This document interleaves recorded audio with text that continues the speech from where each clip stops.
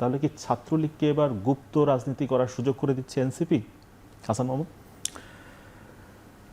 আমরা তো দেখলাম গত নির্বাচনে উভয় পক্ষই যারা প্রতিদ্বন্দ্বী ছিল তারা কিন্তু মানে কার্যক্রম নিষিদ্ধ আওয়ামী লীগের সমর্থকদের ভোট পাওয়ার জন্য হেন কোনো কৌশল নেই যে অ্যাপ্লাই করেনি। এবং অনেক এলাকায় জামায়াত ইসলামীর পক্ষেও কিন্তু আওয়ামী লীগেরা ভোট দিয়েছে। আমি কালকে এক উবার চালকের কাছে শুনেছি যে বোয়ালমারীতে, ফরিদপুরের বোয়ালমারীতে এই ঘটনা ঘটেছে।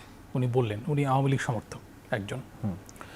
তো এখন প্রশ্ন হচ্ছে যে আওয়ামী লীগ যদি ফিরতে না পারে, ছাত্রলীগ যদি স্বাভাবিকভাবে রাজনীতি করতে না পারে, তাহলে তো তাদের নিয়ে ভাগযোগ কিন্তু শুরু হবে এবং শুরু হয়ে গেছে গত নির্বাচন থেকে। তো এই প্রক্রিয়ারই অংশ কিন্তু নাহিদ ইসলাম যেটা বললেন, তারা তো চাইবেনি যে মানে আমরা যদি এইভাবে চিন্তা করি, ছাত্র শিবির যখন রাজনীতি করতে পারেনি তখন তারা ছাত্রলীগের ব্যানারে রাজনীতি করেছে, এখন যখন ছাত্রলীগ রাজনীতি করতে পারছে না তখন তারা এনসিপি ব্যানারে রাজনীতি করছে। সেই তো গুপ্ত অবস্থা থেকেই গেল।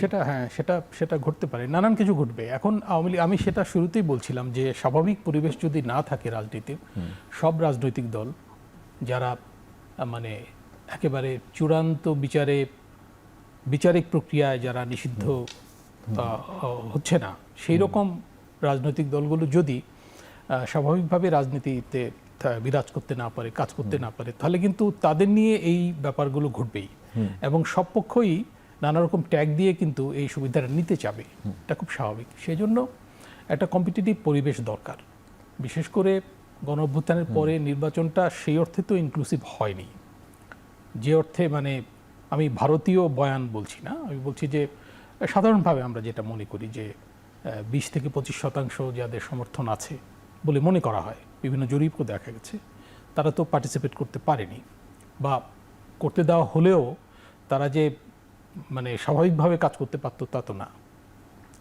তো এই রকম একটা অবস্থার মধ্যে আমার মনে হয় যে রিকনসিলিয়েশনের বিষয়টা যদি সামনে না আসে, তাহলে কিন্তু এইসব মানে বাদানুবাদ এবং এইসব নানা রকম ট্যাগ দেওয়া এগুলো চলতে থাকবে এবং একটা স্বাভাবিক পরিবেশে আমাদের বোধহয় অন্তত নির্বাচনের পরে যাওয়া দরকার। সেখানে আমি জানি না বিএনপি কি এখানে কন্ট্রিবিউট করবে কিনা, কারণ